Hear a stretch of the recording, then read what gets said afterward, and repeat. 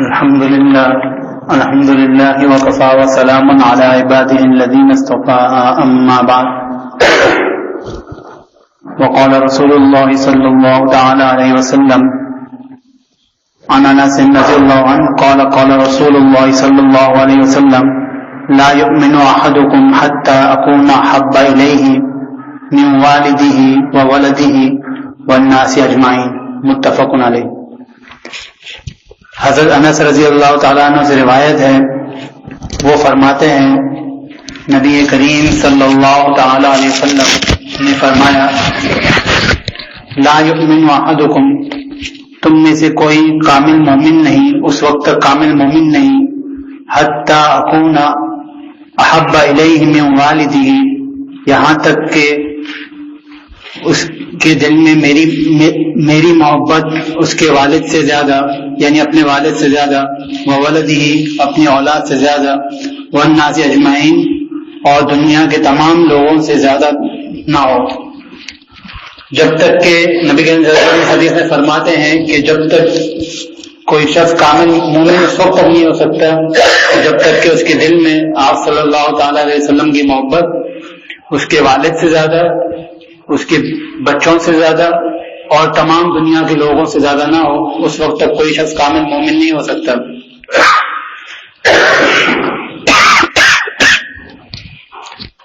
اب اگر کوئی کہے کہ بھائی اولاد سے محبت تو ایک فطری چیز ہے، ہر ایک کو اپنے اولاد سے زیادہ، اپنے اولاد کی محبت سب سے زیادہ ہوتی ہے، یا اپنی جو ہے نا والد کی محبت زیادہ ہوتی ہے، تو یہاں پہ جو ہے وہ محبت کی 5 قسمیں بتاتے ہیں کہ محبت کی 5 قسمیں ہیں.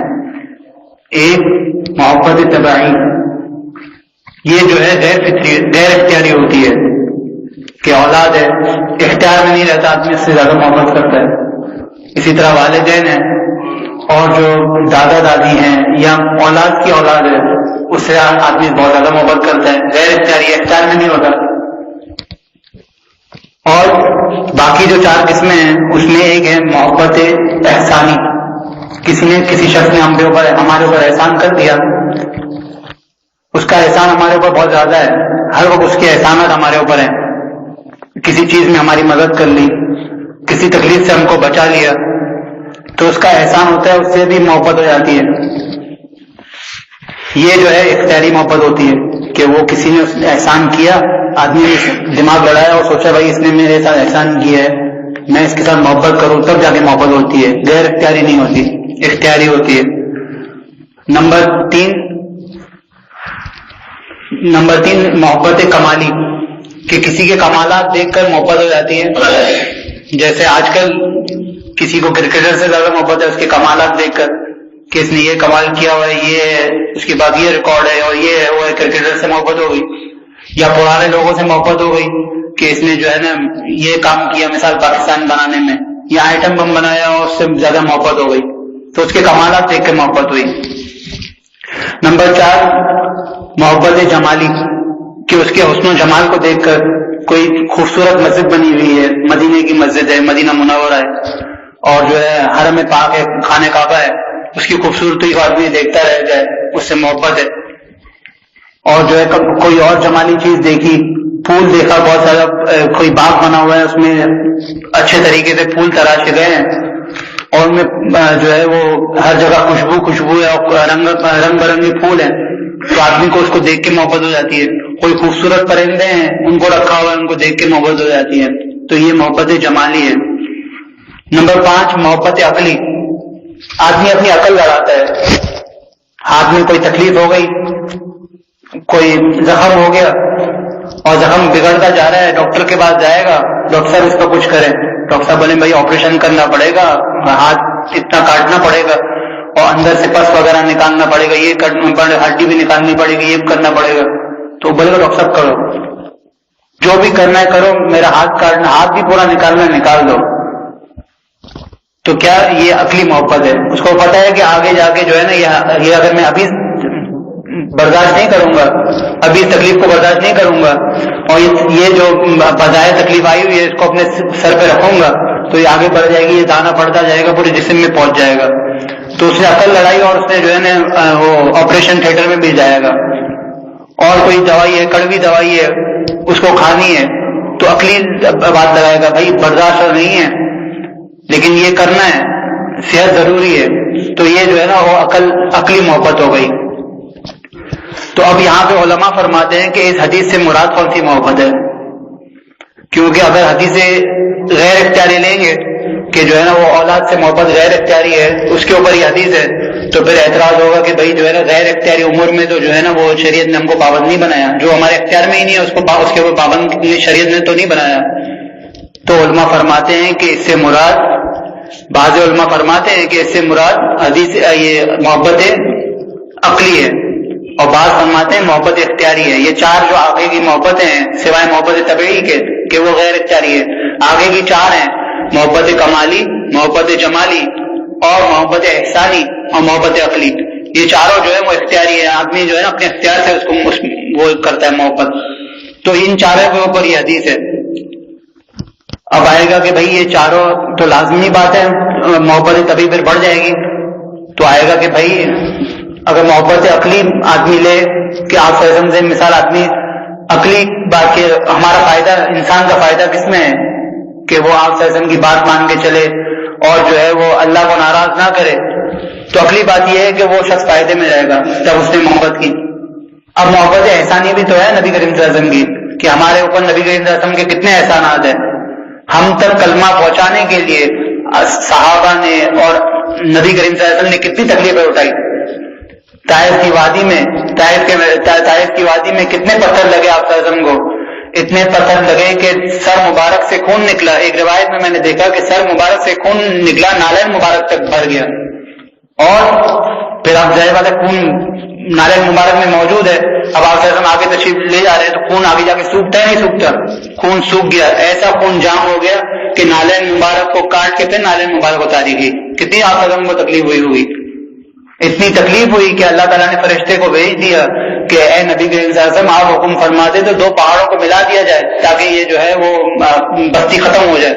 نہیں ہے جبریل، یہ اللہ کے بندے ہیں، اگرچہ کافر ہے، آگے جا کے کوئی نہ کوئی ایسا ایمان لے آئے گا ان میں، تو پھر ان وادیوں میں سے کون نکلا؟ محمد بن قاسم ان وادیوں میں سے آئے۔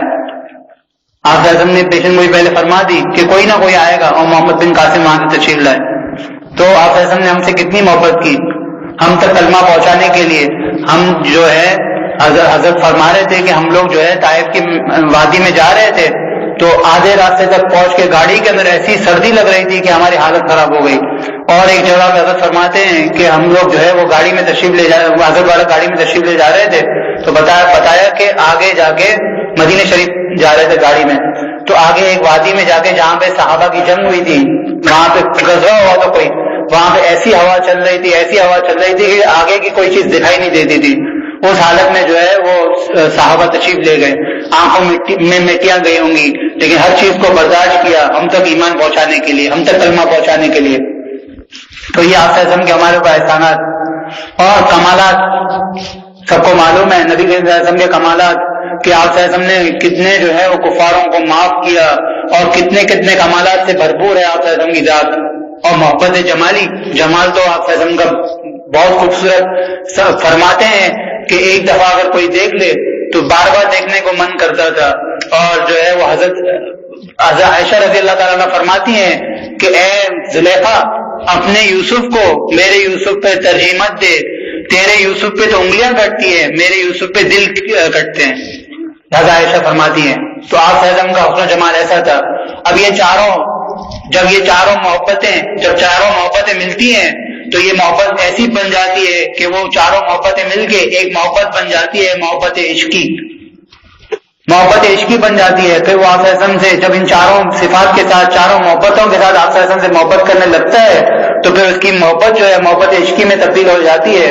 پھر کیا ہوتا ہے؟ صحابہ کے واقعات لکھے ہوئے ہیں، حضرت ابوبکر کا واقعہ کہ جنگ کے موقع پر ایک جو ہے وہ غزوہ تھا، اس کے موقع پر حضرت ابوبکر کے بیٹے سامنے کفار کے لشکر میں کھڑے تھے اور مبارزت کر رہے تھے، یعنی للکار رہے تھے کہ ہے کوئی مجھ سے مقابلہ کرنے والا، آئے مجھ سے مقابلہ کرے۔ حضرت ابوبکر اٹھ گئے کہ اے نبی کے انتظام آپ مجھے اجازت دیجیے۔ کیا ہوا؟ ان چاروں محبتوں نے مل کے جو محبت عشقی کو تعبیر کیا، اس کا جسم جو تعمیر کیا وہ ایسا جسم تھا کہ وہ جو ہے محبت طبعی کے اوپر بھی بڑھ گیا. سامنے نہیں دیکھا کہ میرا بیٹا ہے. جب ایمان لے آئے حضرت ابوبکر کے بیٹے تب فرمایا ابا جان وہ رات آپ کو یاد ہے کہ آپ جو ہے وہ آپ اعظم کے خیمے کا پہرا دے رہے تھے اور ایک سایہ لپکا تھا، آپ اس کی طرف بڑھے تو وہ سایہ بھاگ گیا تھا، وہ سایہ میں تھا. نعوذ باللہ آپ اعظم کو تکلیف پہنچانے کے گھر سے آیا تھا، شہید کرنے کے گھر سے آیا تھا. سامنے دیکھا کہ میرے والد کھڑے ہیں، اس لیے پیچھے ہٹ گیا. کہا کہ بیٹا اگر اس رات میں تجھے پا لیتا تو تیری گردن میں اڑا دیتا اسی وقت. ایسی صحابہ کو محبت، ایسی صحابہ کو محبت. حضرت عبداللہ ابن ابی سلول ابن ابی ابی سلول سب سے بڑے منافق کے بیٹے تھے، یہ سب سے بڑے منافق کے بیٹے تھے اور صحابی تھے. انہوں نے جو ہے اس نے جو ہے آپ کی شان میں گستاخی کی، توڑ گئے. حضرت عمر رضی اللہ تعالیٰ اٹھ گئے کہ نبی کے صلی مجھے اجازت دیجیے کہ میں اس کی گردن اڑا دوں. فرمایا نہیں. حضرت عبداللہ کو پتا چلا، تشریف لے آئے، کہا نبی کا انتظام آپ اجازت دیجیے میں اپنے والد کی گردن اڑا دوں. آپ نے منع فرما دیا. یہ جی صحابہ کی محبت. اور بھی کچھ واقعات لکھے ہیں. حضرت عبداللہ ابن حذافہ سامی کے بارے میں ہے کہ ان کو جو ہے ایک سریے کے موقع پر آپ نے ایک سرایہ کو بھیجا تھا. سرایہ وہ ہوتے ہیں کہ جن کو نبی کریم صلی اللہ علیہ وسلم تشکیل دیں، خود وہاں پہ موجود نہ ہو، کسی صحابی کو بنا کے بھیج دے. تو ان کو بھیجا تھا. یہ جو ہے قید ہو گئے 80 صحابہ کے ساتھ. سامنے نصارہ نے ان کے اوپر ظلم کرنے شروع کر دیے کہ نصرانی ہو جاؤ، نصرانیت اختیار کر دو، تم کو چھوڑ دیا جائے گا. حضرت عبداللہ ابن حذافہ کہا نہیں میں ایمان نہیں چھوڑوں گا، ایمان پہ ہی قائم رہوں گا. ان کے لیے حکم دیا گیا کہ ان کو سولی پہ لٹکا دو اور جو ہے تیر مارتے رہو. اور جب دیکھا تو سولی پہ کھڑے ہیں اور چہرے پہ اطمینان موجود ہے. کہا کہ ان کو یہاں سے اتارو، کھولتا ہوا پانی اتنا گرم کرو کہ کھولتا ہوا ہو جائے. وہ کڑھائی دیکھی انہوں نے کہ ایسا پانی ابل رہا تھا. ایک قیدی کو بلایا اور اس کے اوپر اندر ڈال دیا.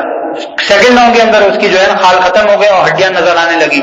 حضرت عبداللہ ابن حذافہ کو کہا کہ کیا آپ بھی ایمان لاؤ گے؟ کہا نہیں. اور جب ان کو کہا کہ اب ان کو لے جاؤ تو حضرت عبداللہ ابن حذافہ کو لے جایا گیا تو وہ رونے لگے. کہا کہ بس اب یہ ڈر گئے. نصرانی جو ہے بادشاہ نے بلایا، کہا کہ اب تو ایمان چھوڑے گا؟ کہا نہیں. میں اس بات پہ کہا کہ رو کیوں رہا ہے؟ کہا میں اس بات پہ رو رہا ہوں کہ اگر میرے اندر 100 جانیں ہوتی، میری 100 جانیں کیوں نہیں ہے؟ اگر میری 100 جانیں ہوتی تو میں اس اللہ پر اسی طرح ایک ایک کر کے فدا کرتا. حیران رہ گیا. کہا اچھا ایک کام کرو کہ میرے پیشانی کا بوسہ دو، میں تم کو چھوڑ دوں گا. کہا نہیں مجھے نہیں، میرے ساتھ جو 80 صحابہ موجود ہے ان کو بھی آپ کو چھوڑنا ہوگا. کہا چل ٹھیک ہے ان کو بھی چھوڑ دوں گا. حضرت عبداللہ ابن حذافہ آگے بڑھے، ان کی پیشانی پہ بوسہ دیا اور نصرانی بادشاہ نے 80 کے 80 صحابہ کو چھوڑ دیا. جب یہ صحابی مدینے پہنچے ہیں تو حضرت ابوبکر نے آگے حضرت عمر رضی اللہ تعالیٰ عنہ نے آگے بڑھ کر ان کی پیشانی کا بوسہ لے لیا. ایسے صحابہ تھے یہ. کیا ان کے اندر یہ چاروں محبتیں موجود تھی. وہ ایک ایسے جسم کو انہوں نے جنم دیا کہ وہ جو ہے محبت عشقی میں تبدیل ہو گیا. اب ان کے سامنے جو ہے نا کوئی جو ہے نا وہ محبت طبعی کیوں؟ انہوں نے اپنی جان کو زیادہ عزیز نہیں سمجھا. یہ بھی تو محبت طبعی ہے کہ اپنی جان کو زیادہ عزیز سمجھنا. اپنے نفس، ہر ایک کا اپنے نفس زیادہ عزیز ہوتا ہے.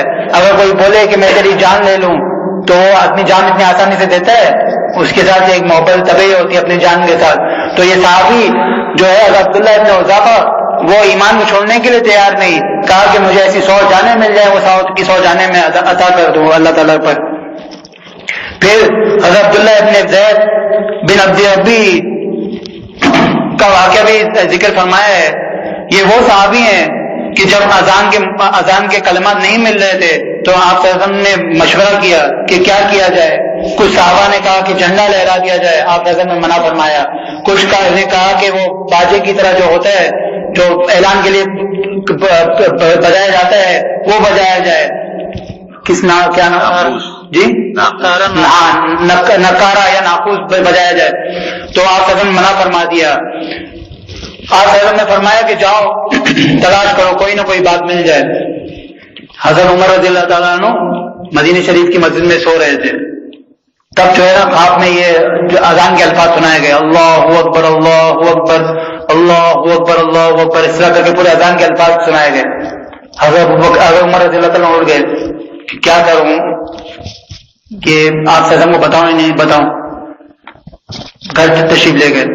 ایک اور صحابی بلکہ حضرت عمر رضی اللہ تعالیٰ عنہ کا خواب میں دکھائے گا، وہ صحابی جو ہے یہ حضرت عبداللہ ابن عبد ربی، یہ آرام کر رہے تھے مسجد میں، ان کو یہ الفاظ سنائے گئے، تو یہ آپ کے پاس تشریف لے گئے اور انہوں نے یہ الفاظ ذکر کیے کہ مجھے اس طرح خواب میں الفاظ بتائے گئے ہیں۔ آپ نے فرمایا، حکم فرمایا حضرت بلال سے کہ جاؤ بلال اذان دو۔ حضرت بلال رضی اللہ تعالیٰ عنہ نے اذان دینا شروع کی۔ ادھر سے حضرت عمر رضی اللہ تعالیٰ عنہ اپنے گھر سے دوڑتے ہوئے آئے، چادر نیچے گھسٹ رہی تھی اور روتے ہوئے فرمایا کہ مجھے بھی یہ 3 دن سے خواب میں یہ الفاظ سنائے جا رہے تھے، لیکن میں شرم کے مارے گھبرا رہا تھا کہ یہ بات آپ کو کس طرح کہوں، یہی اللہ کی قسم یہی الفاظ مجھے ذکر کیے جا رہے تھے۔ یہ وہ صحابی، انہوں نے بھی جو ہے وہ، ان کا بھی واقعہ مشہور، ان کو بھی جو ہے نا وہ قید کر لیا گیا۔ تب ان کو کہا گیا کہ کیا تم اس بات کو پسند کرتے ہو کہ تمہاری جگہ محمد ہو، یعنی محمد صلی اللہ تعالی علیہ وسلم ہو؟ یہ کس نے کہا؟ یہ اس وقت ایمان نہیں لائے تھے، انہوں نے جن کو جو ہے وہ بعد میں اللہ تعالیٰ کی تلوار کا لقب دیا گیا، حضرت خالد بن ولید نے، حضرت ابو سفیان نے کہا، اس وقت ایمان نہیں لائے تھے، کہ کیا تم اس بات کو پسند کرتے ہو کہ تمہاری جگہ جو ہے وہ آپ کو اس طرح تکلیف دی جائے؟ کہا کہ اللہ کی قسم میں اس بات کو بھی برداشت نہیں کرتا کہ میں گھر پہ آرام کروں اور آپ کو ایک کانٹا تک چپ جائے۔ پھر خود ابو سفیان بول پڑا، حضرت ابو سفیان بول پڑے کہ تم اور تمہارے صحابہ ایک عجیب قسم کی محبت کرتے ہو۔ یہ تک ایک کافر کہنے کے لیے یہ بات تیار ہے، بعد میں تو مسلمان ہو گئے، صحابی ہو گئے۔ تو یہ محبتیں مل کے یہ محبت سبھی کو بھی دبا دیتی ہیں۔ ایک واقعہ نہیں، ہزاروں واقعات مشہور واقعات بھرے پڑے ہیں۔ یہ تو میں نے 2-3 واقعات کچھ ذکر کیے ہیں، ورنہ وہ تو صفحے بھرے ہوئے تھے۔ اگر وہ سارے واقعات سنانا شروع کروں تو یہ حدیث جو ہے وہ 2-3-4 ہفتے آرام سے چلے کہ کتنی جو ہے نا وہ صحابہ نے یہ نہیں دیکھا۔ ہاں، ایک اور عورت کا ذکر موجود ہے کہ غزوہ احد میں اس صحابیہ کے بھائی شہید ہو گئے، شوہر شہید ہو گئے، والد شہید ہو گئے، اور ان کو کہا گیا کہ جو ہے آپ کے شوہر شہید ہو گئے، کہا وہ شہید ہونے دو، یہ بتاؤ نبی کریم صلی اللہ علیہ وسلم خیریت سے ہیں؟ بھائی آپ کی جو ہے وہ والد شہید ہو گئے، کوئی بات نہیں، یہ بتاؤ کہ نبی کریم صلی اللہ علیہ وسلم خیریت سے ہیں؟ آپ کے جو ہے وہ بھائی بھی شہید ہو گئے، کوئی بات نہیں، یہ بتاؤ کہ آپ صلی اللہ علیہ وسلم خیریت سے ہیں؟ ہاں آپ صلی اللہ علیہ وسلم خیریت سے ہیں۔ کہا مجھے ابھی تک سکون نہیں آیا جب تک میں اپنے آنکھ سے نہ دیکھ لوں۔ جب وہ انہوں نے آپ صلی اللہ علیہ وسلم کی زیارت کی تب یہ کہا کہ آپ اگر سلامت ہے تو ایسی جو ہے چھوٹی موٹی تکلیف ہے سب برداشت ہے۔ اور ہم لوگ کیا بولتے ہیں، اگر کسی کا آج والد چلے جائے تو ہم لوگ کہتے ہیں کہ میرے اوپر پہاڑ ٹوٹ گیا۔ اس عورت کا شوہر بھی چلے گیا، بھائی بھی چلے گیا، والد بھی چلے گیا، لیکن کہا کہ یہ چھوٹی سی تکلیف ہے، اگر آپ خیریت سے ہیں تو بس یہ بہت چھوٹی سی تکلیف ہے۔ تو اس سے مراد یہی چار محبتیں ہیں۔ جب یہ محبت مل کے جو ہے محبت طبعی پر حاوی ہونا شروع ہو جائیں گی تب جو ہے وہ محبت کامل۔ ایک اور واقعے میں لکھا ہے، حضرت عمر رضی اللہ تعالیٰ عنہ جب یہ حدیث آپ صلی اللہ علیہ وسلم نے ارشاد فرمائی تب حضرت عمر رضی اللہ تعالیٰ عنہ نے فرمایا کہ میری جو ہے وہ دنیا کی تمام چیزوں سے زیادہ آپ سے محبت ہے سوائے اپنے نفس کے، کہ میرا نفس جو ہے میرے اندر مجھے محسوس ہوتا ہے کہ میرے نفس کی میرے دل میں زیادہ محبت ہے آپ کے مقابلے میں۔ تو آپ صلی اللہ علیہ وسلم نے فرمایا حضرت عمر سے کہ اے عمر ابھی بھی کام نہیں بنا۔